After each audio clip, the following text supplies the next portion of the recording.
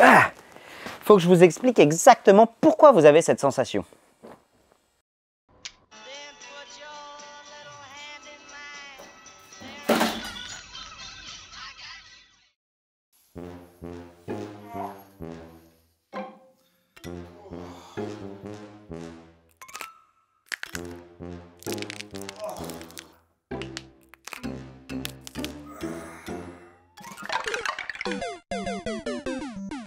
Pourquoi certains d'entre vous, je me suis pas présenté. Hey, salut, c'est Major Mouvement. J'espère que tu vas bien, mon petit YouTube. Aujourd'hui, on va parler, tu l'as compris, des douleurs au réveil. Tu as des douleurs au niveau des cervicales, tu dors sur ton épaule et quand tu te réveilles, ça te fait super mal. Quand tu bouges au niveau du dos, il te faut 25 minutes pour sortir de ton lit. Tu penses que tu es déjà foutu parce que ça y est, la grande dame blanche vient commencer à embrasser tes articulations avant de te reporter avec elle dans la tombe.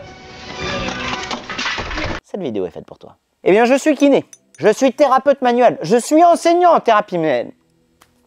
Par contre, dyslexie. Avant de lancer cette vidéo et de te partager mes meilleurs conseils, je tiens à remercier mon partenaire du jour, Wopilo. On a tendance à croire que les réveils douloureux ne concernent que les grandes personnes, les vieux. Mais finalement, on se rend compte que l'âge n'a pas grand-chose à voir avec ça. Alors que ce soit la faute à pas de chance ou un mode de vie qui met notre corps à rude épreuve, Wopilo, le partenaire de cette vidéo, a voulu agir. Je t'en parle plus en fin de vidéo.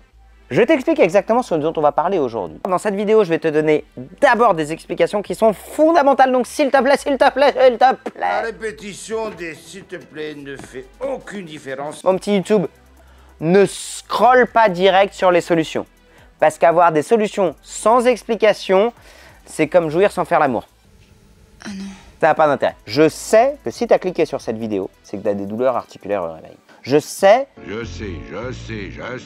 que tu as l'impression d'avoir 90 piges quand tu sors de ton lit et ça t'inquiète. Est-ce que ces douleurs sont normales? Est-ce qu'elles sont anormales? Et est-ce qu'on peut faire des trucs pour les diminuer? Tout ça, je vais t'expliquer. Pourquoi? Parce que en fonction de comment tu te réveilles le matin, ça va conditionner l'intégralité de ta journée. Si le premier message que ton corps t'envoie, c'est de la douleur, c'est quand même assez compliqué d'arriver comme le tigre qui est en toi et qui résonne pas du tout parce que le tigre, il a mal partout. Et le tigre est en toi. Et surtout, le matin, un peu comme cette métaphore de la naissance. J'attaque la journée c'est l'aube de ma vie. Mais en fait, quand ton aube ressemble plus à un crépuscule, tu te dis, j'ai déjà mal partout, je suis déjà plus un pied dans la tombe qu'un pied dans le lit.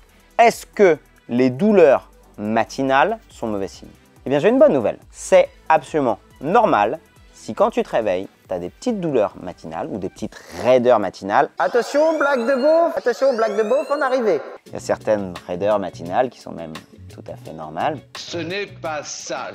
C'est tout à fait normal. Au-delà de 20, 30, 40 minutes, on va avoir des signes qui nécessitent un examen plus complet. En gros, si jamais quand tu te réveilles, tu as des douleurs articulaires qui durent 40 minutes, 1 heure et qui sont soulagées uniquement par l'activité de faible intensité, à savoir, tu es allé marcher pour aller chercher ton métro, tu es arrivé au boulot où tu as un métier qui est un peu physique et c'est seulement à partir du moment où tu vas vraiment commencer à bouger que tu as des douleurs, à ce moment-là, ça peut être un signe que ton corps lutte contre une inflammation. Si jamais tu as ces signes de douleur qui perdurent un peu plus au-delà d'1 heure, il est nécessaire de consulter.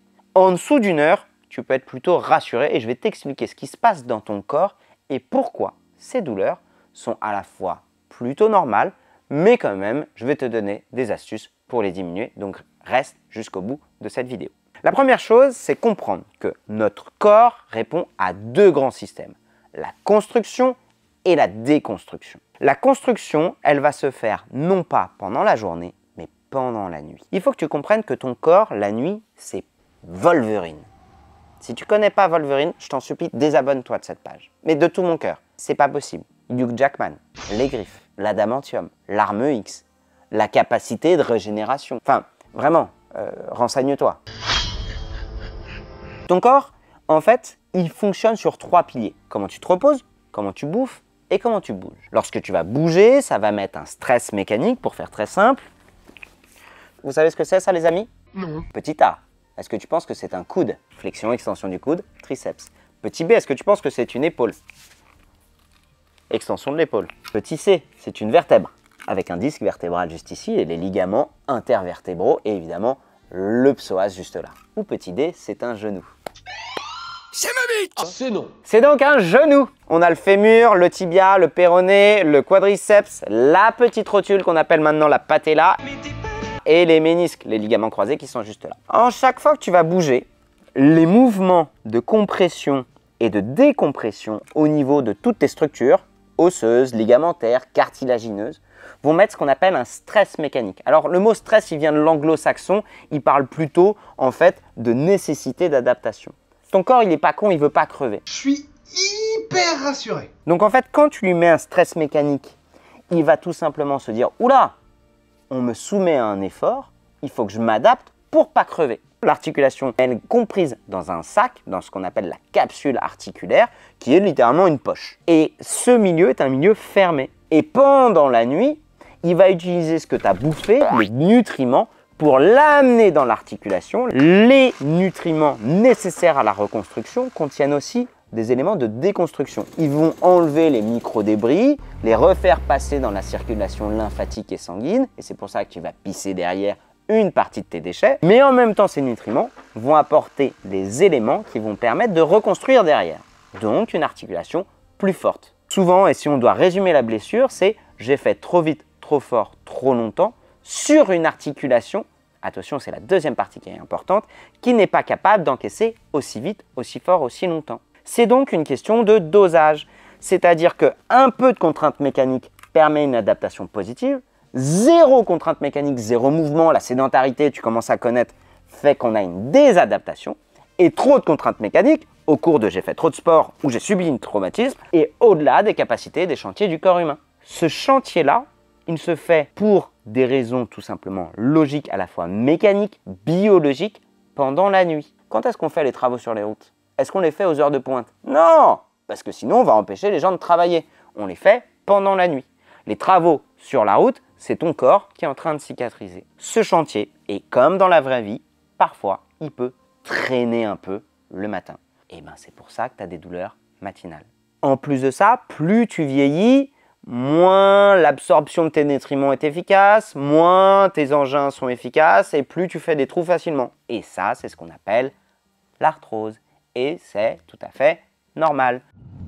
Je fais une petite parenthèse pour te dire que si jamais tu n'es pas abonné à la chaîne YouTube, je t'invite à t'abonner. Ton soutien est hyper important. Je sais que certains d'entre vous sont là, regardent les vidéos, mais n'ont jamais lâché un petit like, ne se sont jamais abonnés. Ton soutien est hyper important pour continuer à te faire des vidéos de qualité. Merci beaucoup, ça fait plaisir. Donc tu comprends que si jamais tu veux diminuer tes douleurs le matin, la première chose à faire, et vraiment c'est 80% du résultat, c'est peut-être gérer un peu mieux tes nuits, te coucher un petit peu plus tôt, essayer d'avoir une routine d'endormissement qui soit efficace pour t'endormir rapidement, éviter les écrans, éviter de surstimulation avant de t'endormir, évidemment d'avoir une hydratation de qualité tout au long de la journée, avoir un apport nutritionnel de qualité tout au long de la journée et avoir une quantification du stress mécanique de qualité. Si tu as ces 4 fondements, hydratation, nutrition, sommeil et sport, déjà c'est 80% de choses qui vont diminuer tes douleurs le matin. En gros, il faut juste dire à ton corps « Hey, je suis réveillé, viens on se réveille, c'est plus le moment de faire le chantier ». Donc pour ça, un truc qui marche bien, c'est le mouvement. Allez, je te partage une petite routine matinale en musique pour faire un petit clip un peu stylé. Alors pour le dos, je vous propose le dos rond, dos creux.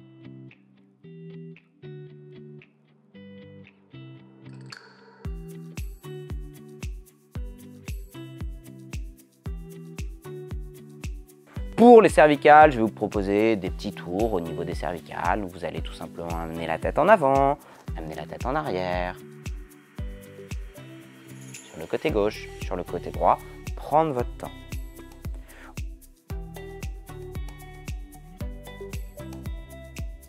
Au niveau des épaules, je vous propose tout simplement de venir faire des petites circonductions d'épaules vers l'avant, vers l'arrière.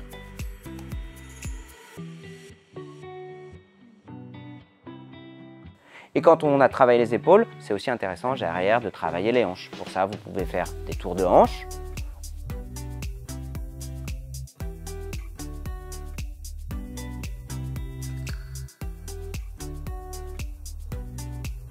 Ou vous pouvez même faire le scorpion. Pour le scorpion, il y a aussi une participation lombaire, donc vous voyez en fonction de comment vous le ressentez. Vous pouvez faire les chevilles et les poignets. Donc maintenant, tu as compris ta douleur, tu sais comment bouger, mais je vais quand même t'expliquer que parfois, même le mouvement peut augmenter tes symptômes. Chapitre 3. Je vous prends juste 2 minutes pour vous parler du partenaire du jour, Wopilo. Et croyez-moi, je ne l'ai pas choisi au hasard. Je sais que certains d'entre vous ont des douleurs articulaires et se posent la question de savoir quel oreiller ils peuvent utiliser. Wopilo est une marque française qui justement fait des oreillers personnalisables et ultra confortables et aussi du linge de lit. Alors si réveils douloureux se ressemblent tous un petit peu, notre corps, lui, est quand même vachement différent. Il y a des grands, il y a des petits, il y a des gens qui sont très cambrés, d'autres qui sont pas très cambrés. Et pareil au niveau des cervicales. On n'a pas les mêmes vécus, on n'a pas les mêmes douleurs, on n'a pas les mêmes antécédents. C'est pour ça que Wopilo propose une gamme d'oreillers ultra personnalisables en fonction de vos besoins et en fonction de votre confort. Et justement, dans les oreillers hyper personnalisables, il y a le Wopilo Plus que j'ai amené exprès pour cette vidéo. Oui, gentil, gentil. Il a un peu peur, il est un peu timide quand il y a du monde. Vous avez une petite cœur coulant à l'intérieur. Un petit cœur coulant à l'intérieur qui est ultra moelleux. Le Wopilo Plus vous est livré avec 2 cœurs. Un moelleux un peu plus tendre et un peu plus ferme en fonction de vos besoins et de vos préférences. Il est aussi personnalisable au niveau, oui, pardon, désolé, de son garnissage avec cette petite poussière de sommeil que tu peux ajouter ou enlever en fonction du garnissage que tu veux avoir. Et essaie de ne pas passer à la douane avec, à mon avis. C'est de la cocaïne que vous avez, monsieur. Aujourd'hui, c'est plus de 200 000 personnes qui font confiance à Wopilo pour changer leur nuit. Parce qu'un bon sommeil, croyez-moi, ça change la vie. Pour connaître l'oreiller le plus adapté à vos besoins, Wopilo a créé un quiz qui est en description. Merci d'être resté jusqu'au bout. On se retrouve maintenant pour le conseil numéro 3. Gardez en tête que votre corps, il est sensible à ces phénomènes de surpression liquidienne articulaire. Donc même si les conseils que je vous donne, ils sont jolis en vidéo, peut-être que certains jours, votre corps va pas bien le tolérer. On va garder cette image de ballon gonflé. Eh bien peut-être que certains jours, il va être trop gonflé. Et le matin au réveil, comme vous êtes juste en sortie de chantier, peut-être que directement de mettre trop de mouvement, ça va créer de la douleur et c'est désagréable de créer de la douleur alors qu'en fait juste de bouger normalement et en confort va faire passer les choses. Donc en fait mon conseil c'est tout simplement d'être dans le juste milieu et dans le confort. Si dans les mouvements que je vous ai proposés vous les faites et c'est confortable, go faites-les. Si jamais de ce que je vous ai proposé c'est inconfortable, c'est que je pense que vous mettez trop vite trop de contraintes sur un espace liquidien qui va de toute façon se vider de lui-même. Il y a un petit truc que j'aime bien, c'est faire un petit scan corporel le matin. C'est-à-dire que maintenant, vous comprenez que cette douleur, elle est normale. Elle est juste le signe de la vie qui passe. Et c'est bon signe. Et peut-être que ce matin, vous êtes un peu trop sensible et vous n'avez pas forcément envie de bouger. Quand je dis un peu trop sensible, évidemment, je ne parle pas que de la sphère émotionnelle. C'est vos articulations sont trop sensibles. Et vous avez juste envie, en fait, d'accepter. Je me réveille et j'accepte. J'accepte que mon corps est un chantier permanent. Et je ne vais pas être en opposition avec ce chantier, je vais l'accepter. Je vais accepter que mon corps respecte naturellement des rythmes jour-nuit. Mon corps respecte tout simplement un rythme. Il y a des saisons, je ne vais pas me mettre en t-shirt en hiver et je ne vais pas mettre ma doudoune en été. Il y a des matins et il y a des nuits. Et je trouve que d'arrêter de vouloir être en permanence dans la lutte et dans le contrôle et d'accepter, oui, notre corps peut être inconfortable. Accepter une douleur va envoyer à votre cerveau un message de ok, on peut arrêter d'accorder de l'intensité et de la peur à un message douloureux parce que je l'accepte. Et d'un point de vue chimique, votre cerveau va attribuer moins d'importance à votre message douloureux. Exactement comme si jamais il y a des klaxons dans la rue, si vous êtes là en train de vous dire « Ah, fais chier, il y a des klaxons, ça m'empêche de me concentrer, j'aime pas les klaxons, c'est compliqué, il y a trop de bruit, la pollution sonore », ça va vous énerver. Et le stress va emmener tout un tas d'autres complications, de relations sociales, tout ce que vous voulez. Si à l'inverse, ok, j'habite en ville, j'habite à Paris, il y a des klaxons. Ma foi, il y a des klaxons. Ok, il y en aura moins à certaines heures, plus à d'autres heures. Et j'espère juste que c'est pas ce qui va réveiller mon gosse quand il dort. Donc tu l'auras compris dans cette vidéo, comprendre la douleur, d'où elle vient. Arrêtez de s'alarmer sur des douleurs qui sont tout à fait normales, qui peuvent être, et j'en conviens tout à fait, je suis kiné, je sais ce que c'est mon quotidien au jour le jour, parfois inquiétantes, de savoir qu'elles ne sont pas inquiétantes, de savoir quand elles le sont, qui je dois aller voir, un médecin, un rhumato, savoir exactement ce qu'il va faire. Je fais une petite parenthèse sur les pathologies inflammatoires. Si vous souffrez de maladies des lèvres dans l'os, de fibromyalgie, de pic arthrosique régulier, aujourd'hui, on ne vous en parle pas assez, mais ce n'est pas l'arrêt du sport la solution. Au contraire, la plupart des études scientifiques modernes nous amènent plutôt sur une quantification de stress mécanique régulière basse. En gros, on vous demande de faire des sports doux régulièrement. Si jamais, en fait, je fais trop de sport, ça va relancer le cycle inflammatoire. Si jamais j'en fais pas assez du tout, je vais avoir zéro adaptation. C'est juste que si jamais mes articulations souffrent d'une maladie systémique inflammatoire, ma marge de manœuvre, elle est juste plus petite dans la quantification de stress mécanique que je peux faire. À la question, si jamais vous avez une spondylarthrite ankylosante, est-ce que vous pouvez faire du sport? Oui, absolument, et c'est même recommandé. Est-ce que vous devez faire trop de sport jusqu'à vous créer des symptômes? Non. Est-ce que vous ne devez pas faire du tout de sport? Non plus. C'est trouver le juste milieu. Et là, je vous invite évidemment à consulter un kinésithérapeute et un rhumatologue. Mais globalement, y compris avec une maladie inflammatoire chronique, l'activité physique est recommandée. Il y a un truc qui est hyper important que tu comprennes sur l'acceptation, notamment sur l'acceptation de vieillir. Les seules personnes qui ne vieillissent pas, ce sont ceux qui meurent jeunes. Il faut comprendre que vieillir, c'est un luxe. On est dans une société où on veut toujours rester jeune et je suis le premier à te donner des astuces pour rester jeune, tout simplement pour pouvoir profiter d'un maximum de ton corps, ce jusqu'à la fin de ta vie. Mais à côté de ça, je te souhaite de vivre jusqu'à la fin de ta vie. Elle est belle cette phrase. Donc tu l'auras compris, apprends à gérer ces petites douleurs, apprends à les comprendre, apprends à bouger quand c'est nécessaire et tu peux tout à fait les accepter quand tu n'as pas envie de bouger. Merci beaucoup de m'avoir regardé. Si jamais tu veux aller plus loin, je t'invite à regarder cette vidéo sur pourquoi tu es toujours fatigué et comment optimiser ton sommeil. Et puis tu peux regarder cette vidéo sur quelle est la bonne position pour bien dormir. La bonne position. Allez, ciao.